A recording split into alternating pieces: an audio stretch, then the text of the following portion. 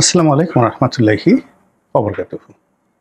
সম্মানিত দর্শক, July August বিপ্লবের যে কজন নায়ক রয়েছেন, যে নায়ক তাদের কর্মকাণ্ডের মাধ্যমে গত এক বছরে রীতিমতো সেলিব্রিটি মহানায়কে পরিণত হয়েছেন, তাদের মধ্যে নাসিরউদ্দিন পাটোয়ারি প্রধানতম। ব্যক্তিগতভাবে নাসিরউদ্দিন পাটোয়ারিকে আমার ভালো লাগে, তার স্ট্রেট ফরওয়ার্ড কথাবার্তা এবং যাকে বলে তার স্টাইল, তার কূটনীতি, তার দক্ষতা, তার সাহস, তার শক্তি সবই আমার ভালো লাগে এবং অন্তর থেকে বলছি। আরও সার্জিসকেও ভালো লাগে, হাসনাত আবদুল্লাহকে খুবই ভালো লাগে, তার বিনয়, তার ইন্টেলিজেন্স সব কিছুই তার ভালো লাগে। এবং অবাক করার ব্যাপার হলো যে যত কিছুই বলুক না কেন, এই জুলাই আগস্ট বিপ্লবের মাধ্যমে আমরা যে কয়জন লোক পেয়েছি, যেমন ধরুন নাসিরউদ্দিন পাটোয়ারি, তারপর আক্তার, এরপর সার্জিস, এরপরে নাহিদ, এরপরে যাকে বলা হয় তাসনিম জারা, এরকম অনেক, মানে আপনি যদি এদের লেখাপড়ার কথা চিন্তা করেন, লেখাপড়ার স্ট্যান্ডার্ড, তাহলে 69-এর গণ অভ্যুত্থানে যারা নায়ক ছিলেন বা 90-এর গণ অভ্যুত্থানে যারা নায়ক ছিলেন, তাদের অ্যাভারেজ এডুকেশন তাদের চাইতে এই যুগে যারা এসেছেন তাদের অ্যাভারেজ এডুকেশন বেটার। এক। 2 নম্বর হলো যে এই গত এক বছরে এনসিপির যারা লোকজন রয়েছেন তাদের অনেকের বিরুদ্ধে দুর্নীতির অভিযোগ এসেছে, যেমন নাহিদের বাবার, তারপরে আসিফ মাহমুদ সজীব ভুঁইয়ার বাবার বিরুদ্ধে নানা রকম অভিযোগ আছে। কিন্তু ব্যাপার হলো যে সজীব ভুঁইয়া বা নাহিদের এপিএস নিয়েও বিতর্ক আছে। কিন্তু আমরা এখন পর্যন্ত কিন্তু এই যে কয়েকজন শীর্ষ নেতা যারা আছেন, যেমন ধরুন মাহফুজ, এখন যিনি উপদেষ্টা, তথ্য উপদেষ্টা, তারপরে সজীব ভুঁইয়া সবচেয়ে বড় কয়েকটি মন্ত্রণালয় চালাচ্ছেন তিনি, তার মধ্যে এলজিডি তো আছেই, এবং এতগুলো মন্ত্রণালয় নিকট অতীতে কারো অধীন ছিল না। তো এটা তিনি 1 বছর যাবৎ চালাচ্ছেন, একেবারে তরুণ।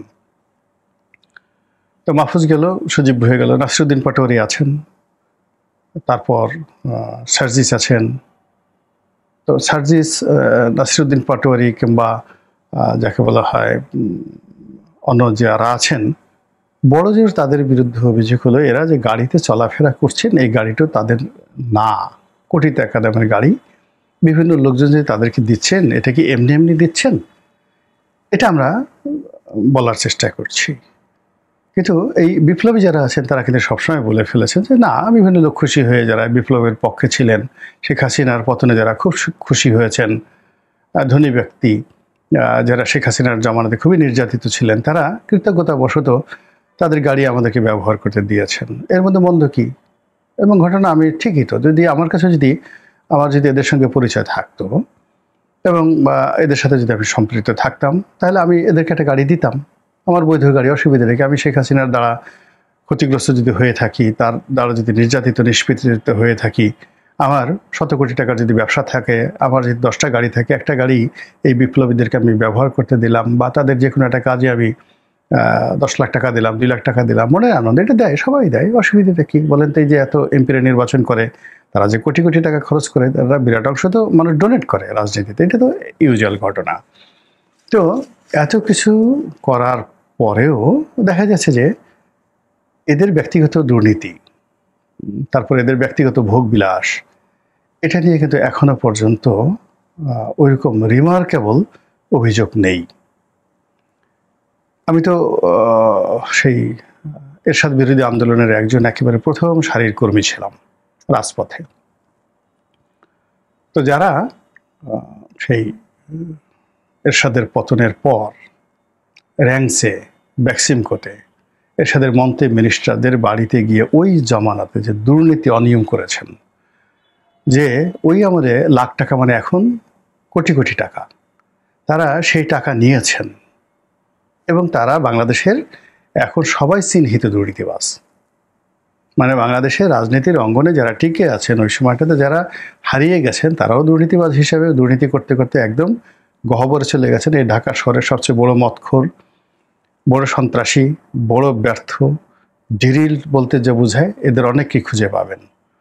সেই 90-এর গণ অভ্যুত্থানের যারা নায়ক ছিলেন, সেই নায়কের মধ্যে একজন লোক আপনি দেখান তো যে 100% অনেস্ট, কোনো বিতর্ক নেই, ভালো আছে এবং রাজনৈতিকভাবে স্টাবলিশড হয়েছে, দলের ভিতরে দলের বাইরে, দেখাতে পারবেন না। সবগুলোর মধ্যেই কেউ ব্রিফকেস পার্টি, কেউ 2 নম্বর পার্টি, মানে যত রকম অভিযোগ আছে, নিজের ঘরে তারা অপমানিত লাঞ্ছিত, ঘরের বাইরে তারা অসম্মানিত, পার্টিতে তারা বহিষ্কৃত, নানা রকম দুর্ভোগ দুর্দশা। এবং ওই কাজগুলো তারা করেছেন 1 সপ্তাহের মধ্যে, এই অপকর্মগুলো করেছেন 1 সপ্তাহের মধ্যে। ফলে কি হলো, আমরা তো অতীতকে মনে করি না। তো সেই দিক থেকে যদি আপনি বর্তমান যারা আছেন, তো বর্তমানে যারা আছেন তারা 1 সপ্তাহের মধ্যে, 1 মাসের মধ্যে আজ পর্যন্ত এভাবে নিজে পার্সোনালি 1 কোটি টাকা ঘুষ নিয়েছেন, দুর্নীতি নিয়েছেন, দুর্নীতি করেছেন। এই জিনিসগুলো নিয়ে কয়জনের কাছে প্রমাণ আছে?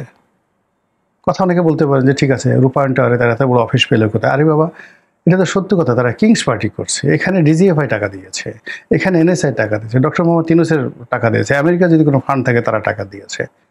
এটা কে কে না দেয়? এটা আওয়ামী লীগকে দিয়েছে। আওয়ামী লীগ যখন 86 সনের নির্বাচন আওয়ামী লীগ হলো, আওয়ামী লীগকে কি এরশাদ টাকা দেয় নাই? বলেন তো, আওয়ামী লীগকে টাকা দেয় নাই? বিএনপি বড় বড় কথা বলে, এরশাদ সাহেবকে বিএনপির বেগম খালেদা জিয়াকে 2টা বাড়ি দেয়নি? ক্যান্টনমেন্টের মধ্যে অত বড় একটা বাড়ি, গুলশানে এত বড় একটা বাড়ি, সেটা কি উনি নেননি? বলেন তো ঘটনাটা। তো এইগুলো তো রাজনীতিতে অ্যাভেলেবল, এগুলো হয়ে থাকে, সব জায়গায় হয়ে থাকে। আচ্ছা, মোর্শেদ খান কি বিএনপিকে টাকা দেন না? দেননি। আব্দুল আল মিন্টু কি বিএনপিকে টাকা দেয় না? কারা না দেয় টাকা বলেন তো? তো এটা রাজনীতিতে হয়ে যায়। তাই আপনি কেন বিএনপি, আওয়ামী লীগ, জামাতের টাকা কে না দেয়? জামাতের প্রত্যেকটা লোক জামাতকে টাকা দেয়। তো সেক্ষেত্রে আপনি কেন বারবার শুধু এই নাসিরুদ্দিন পাটোয়ারি, এনসিপি যারা যারা আপনাকে 15 বছরের একটা জায়গা থেকে তারা বের হলো, সে মানে বের করলো, এখন আপনি তাদেরকে সবাই গুতাচ্ছেন? তো গুতানোর কারণে কি হচ্ছে, এই নিয়ামত আল্লাহ উঠে নিয়ে যাবে। যখন এরকম একটা ঘটনা অকৃতজ্ঞ জাতি হয়, সেই অকৃতজ্ঞ জাতির উপর থেকে আল্লাহ নিয়ামত উঠিয়ে নিয়ে যায়। তো যা হোক, নিয়ে এই সার্জিস, হাসনাত আবদুল্লাহ, তারপরে নাসিরুদ্দিন পাটোয়ারি, নাসির, তারপরে এই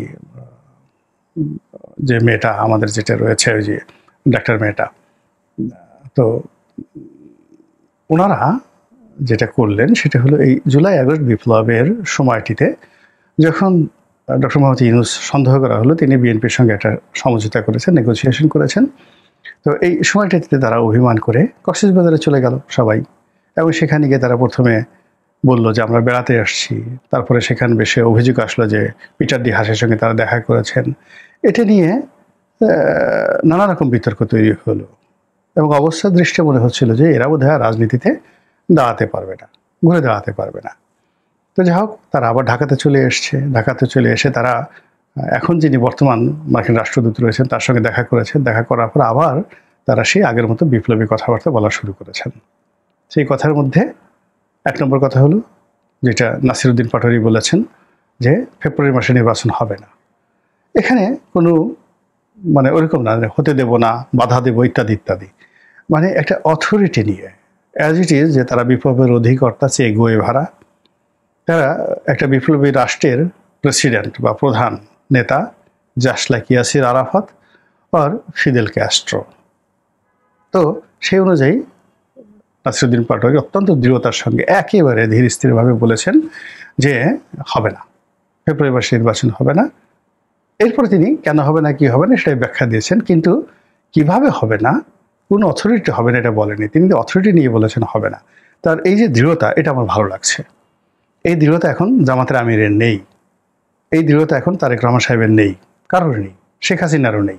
সবাই প্যান প্যান মিনমিন যে জিনিসগুলো আছে, সেই তুলনায় নাসিরুদ্দিন পাটোয়ারি খুব স্ট্রেট ওয়েতে বলেছেন। অথবা ধরেন হাসনাত, তিনি সেখানে গিয়ে ভালো মন্দ সমালোচনা করে, কিন্তু কিন্তু বাপের বেটা, পুলিশ মানে সারা বাংলাদেশ তাকে নিষেধ করেছে, ইচ অ্যান্ড এভরিবডি। সে বলছে মরে যাবো, লাশ হবো, কিন্তু সে টুঙ্গিপাড়া মানে গোপালগঞ্জ গেছে, এবং সেখানে গিয়ে বঙ্গবন্ধু শেখ মুজিবুরকে গালাগালি করে আসছে। এবং এটা বীরত্বের লক্ষণ। আপনি যত নিন্দা করেন না কেন, যুদ্ধের ময়দানে এরকমই, বেয়াদব ছাড়া রাজনীতি করা যায় না। বেয়াদব হতে হয়, একটা থাপ্পড় দিলে আরেকটা থাপ্পড় দিতে হয়। এবং রাজনীতিতে নর্মাল হলো একটা হাত থাকবে আপনার পশ্চাৎ দেশে, যেন কেউ পিছন দিক থেকে আপনার ঢুকে দিতে না পারে, আর আরেকটা হাত থাকবে সামনে। কথা বলার চেষ্টা করে চড়াই 32টা দাঁত খুলে দিতে হবে। তো এরকম শক্তিমত্তা যাদের আছে তারাই রাজনীতিতে শাইন করতে পারে। এবং এই রাজনীতির ক্ষমতা টিকে রাখার জন্য নিষ্ঠুরতা। বঙ্গবন্ধু নেতা হয়েছেন, অনেক বড় নেতা হয়েছেন। এই হাসনাত, সার্জিস, আবদুল্লাহ যারা আছেন, হাসনাত আবদুল্লাহ, সার্জিস, নাসিরউদ্দিন পাটোয়ারি, এরা এখন যেই কাজ করছে এর সাথে বড় বেশি বেয়াদবি করে বঙ্গবন্ধু কিন্তু নেতা হয়েছেন, এমনি এমনি হয়নি। মনে করেন তার গুরু, সে একদিকে সামনে গিয়ে পা ধরে সালাম করছে, মৌলানা আব্দুল হামিদ খান ভাসানী, আবার অন্যদিকে ছেঁচা লাগাই দিয়েছে, যাও পিটেন দিয়ে আসো। এমন পিটান, সেই পিটনির স্টেটে মনে করেন যে তারা সম্মেলন করতেছিল, সে কাকমারি সম্মেলন করছে, ঢাকাতে যে আলাদা একটা সম্মেলন করতেছিল একটা সিনেমা হলে, ভয়ের সেটা আওয়ামী গুন্ডাদের ভয়ের সেটা সব চেয়ারের তলে পালাইছে। পাকিস্তান থেকে খুব, যাকে সীমান্ত গান্ধী বলা হতো, তো তাকে আনা হয়েছিল। সেই ভদ্রলোক চেয়ারের মানে সিনেমা হলের সেই চেয়ারের নিচে পালাতে বাধ্য হয়েছে। এবং সেইভাবে কিন্তু বঙ্গবন্ধু শেখ মুজিবুর রহমান একজন বঙ্গবন্ধু হয়েছেন, জাতির পিতা হয়েছেন, ন্যাশনাল লিডার হয়েছেন। কিন্তু তার আগে তাকে ওই হাসনাত হইতে হয়েছে, নাসিরউদ্দিন পাটোয়ারির মতো বেয়াদবি করতে হয়েছে। ওই যে পিনাকি বলে না যে সরওয়ার্দির বডিগার্ড, আসলেও তো তিনি না হলে সরওয়ার্দি বাংলাদেশের রাজনীতি 1 মিনিট করতে পারতেন না। সরওয়ার্দিকে তিনি প্রোটেক্ট দিয়েছেন, জীবন দিয়ে সরওয়ার্দির শরীরকে রক্ষা করেছেন। শরীরকে রক্ষা করে সরওয়ার্দিকে আবার সময় মতো জায়গা মতো ঘুরাইয়া তাকে একটা এমন আঘাত করেছেন যে সরওয়ার্দি হার্ট অ্যাটাক করেছে, টু শব্দ করতে পারেনি বঙ্গবন্ধুর সঙ্গে, সে বৈরুতে গিয়ে মনের দুঃখে মারা গেছে। দিস ইজ রাজনীতি। এই রাজনীতিতে ছাড়াছাড়ি নাই। তো সেটা করেছেন, কিন্তু সেই বঙ্গবন্ধু তার যে নেতৃত্বের 71 সন পর্যন্ত, নেতৃত্বের আগ পর্যন্ত সে যে দৃঢ়তা দেখাতে পেরেছে, ওটা যদি সে দেশে আসার পর দেখাতে পারতো, তখন সে জাতির পিতা হয়ে গেছে। এই ডক্টর মোহাম্মদ ইউনূসের মতো। ডক্টর মোহাম্মদ ইউনূস যেভাবে গ্রামীণ ব্যাংক চালিয়েছে, যেভাবে নিষ্ঠুরতা দিয়ে সে তার সমস্ত প্রতিদ্বন্দ্বীকে ভ্যানিশ করে দিয়েছে, তার গ্রামীণ ব্যাংক, গ্রামীণ ফোন, তার গ্রামীণ টেলিকমিউনিকেশন, যারা তার সঙ্গে একটু তেড়াবেড়া করার চেষ্টা করেছে সবগুলাকে বাবার নাম সে ভুলিয়ে দিয়েছে। এবং ওই যে গ্রামীণ ব্যাংকের অফিস মিরপুরে আছে, সেই অফিসে ওখানে সবচেয়ে বড় গুন্ডা ছিল কেরামত গুন্ডা, ঢাকা শহরের। সেই কেরামত গুন্ডার সাথে যখন তার গন্ডগোল লাগলো ডক্টর মোহাম্মদ ইউনূসের, সে তখন কেরামত গুন্ডারে কিছু করেনি। কিন্তু যখন 1991 সনে যখন সে ক্ষমতা এলো, সেই কেরামত গুন্ডারে এমনভাবে ডলা দিছে, 5 বছর সে কেরামত গুন্ডা জেলে ছিল, আর বের হয়ে তার গুন্ডাগিরি সব গেছে। এইগুলো ডক্টর মোহাম্মদ ইউনূস। কিন্তু উনি কি করলেন, এখন বুড়া বয়সে ক্ষমতায় এসে উনি একজন বঙ্গবন্ধু হওয়ার চেষ্টা করছেন। বঙ্গবন্ধু বলছে জাতির পিতা, আমি এখন কি করে মানুষ মারি। উনি বলছে আমি এখন শান্তির দূত, আমি কি করে অশান্তির সৃষ্টি করি। ফলে কি হচ্ছে, বাস যাওয়ার মানে বঙ্গবন্ধুর যেভাবে বাস গেছে, এই ডক্টর মোহাম্মদ ইউনূসেরও বাস গেছে। কিন্তু রাজনীতিতে নিষ্ঠুরতা, সেই নিষ্ঠুরতা হলো জিয়াউর রহমানের কাছে শিখতে হবে। যে জিয়াউর রহমান 7ই নভেম্বরে যে বিপ্লব কর্নেল তাহের করলো, সেই বিপ্লবের মাধ্যমে উনি প্রাণে রক্ষা পেলেন, নাহলে তো উনি মারা যেতেন, দাঁড়াতেই পারতেন না। নো ইতিহাস। তা যে বিপ্লবের কারণে জিয়াউর রহমান মুক্তি পেলেন, যে বিপ্লবের কারণে প্রেসিডেন্ট হলেন, এবং সেই বিপ্লবের প্রধান যে অধিকর্তা, নায়ক, মহানায়ক কর্নেল তাহের, তাকে ফাঁসিতে ঝুলিয়ে দিলেন। এটাই রাজনীতি, এটাই নিষ্ঠুরতা। এর বাইরে জিয়াউর রহমানের সময় কত 19টা না 20টা কু হয়েছে, হাজার হাজার লোক, মানে সেনাবাহিনীর লোককে তিনি ফাঁসিতে চড়াই দিয়েছেন, ভ্যানিশ। জিয়াউর রহমানের নাম শুনলে মানুষ পেশাব করে দিত, তার প্রতিপক্ষ যারা আছে। এই জন্য সে রাজনীতিতে টিকে আছেন। তো সেই কাজটাই তো নাসিরউদ্দিন পাটোয়ারিরা করার চেষ্টা করছেন, হাসনাত আবদুল্লাহরা করার চেষ্টা করছেন। এখানে তো আমি তো খারাপ কিছু দেখি না। সে কক্সবাজারে সবচেয়ে পাওয়ারফুল, কক্সবাজার মানে এখন মানে বিএনপিতে তারেক রহমান সাহেবের চাইতেও যার প্রভাব বেশি, যার কথায় সব কিছু নড়াচড়া করে, যার মানে হুকুমে, সেটা হল সালাউদ্দিন সাহেব। দক্ষিণাঞ্চল, উত্তরাঞ্চল, সারা বাংলাদেশ, মানে এখানে তারেক রহমান সাহেব বেসিক্যালি তার পরামর্শ চলেন। সালাউদ্দিন সাহেব যেভাবে বলেন তারেক রহমান সাহেব সেইভাবেই চলেন। এর কারণ হলো, যেটা আমি শুনছি যে সালাউদ্দিন সাহেব তারেক রহমান সাহেবের গৃহশিক্ষক ছিলেন, যে টিচার। তো সেই কারণে এই সালাউদ্দিন সাহেব, তো সেই সালাউদ্দিন সাহেবের যে ক্ষমতার বলা, অর্থাৎ বঙ্গবন্ধুর যেভাবে টুঙ্গিপাড়া, বঙ্গবন্ধুর যেভাবে গোপালগঞ্জ, এইভাবে সালাউদ্দিন সাহেবের পাওয়ার হাউস হলো সেই কক্সবাজার। এবং কক্সবাজারের সেই হোটেল মোটেল জোনটা, এই পুরো জোনটাই কিন্তু সালাউদ্দিন সাহেবের তৈরি করা। এবং ওই যে ম্যারিন ড্রাইভটা দেখেন, মানে কক্সবাজার থেকে শুরু করে টেকনাফ পর্যন্ত যে ম্যারিন ড্রাইভ, যেখানে পুরো পর্যটন নগরীটা গড়ে উঠেছে, সেই ম্যারিন ড্রাইভটাও সালাউদ্দিন সাহেব তৈরি করেছেন। তো সেই কক্সবাজারে গিয়ে সালাউদ্দিন সাহেবকে গালাগাল করা, তাকে ডন বলা, তাকে সুদখোর বলা, ঘুষখোর বলা, সুদখোর ঘুষখোর না তো, মানে তাকে ওই চাঁদাবাজ বলা, চিংড়ি ঘের থেকে চাঁদা গ্রহণ করে এই সমস্ত তাফালিং পার্টি বলা, এটা এত সোজা জিনিস না, এত সোজা জিনিস না, যেটা নাসিরউদ্দিন পাটোয়ারি করে আসছেন, বলে আসছেন। তো সেই নাসিরউদ্দিন পাটোয়ারি কক্সবাজার থেকে ফিরে এসে যখন এই নির্বাচন নিয়ে বললেন যে নির্বাচন হবে না, আমার কাছে মনে হয় যে সে সুস্থ অবস্থায় কথা বলেছে, তারপরে শেষে চিন্তা ভাবনা করে কথা বলেছে এবং আত্মবিশ্বাস নিয়ে কথা বলেছে। কাজেই নাসিরউদ্দিন পাটোয়ারির এই হুকুম হবে না নির্বাচন, এটা হওয়ানোর জন্য ডক্টর মোহাম্মদ ইউনূস এবং বিএনপি কি করে সেটাই দেখার বিষয়। আল্লাহ আমাদের সবাইকে হেদায়েত দান করুন এবং হেফাজত করুন। আসসালামু আলাইকুম রহমতুল্লাহি ওয়া বারাকাতুহু।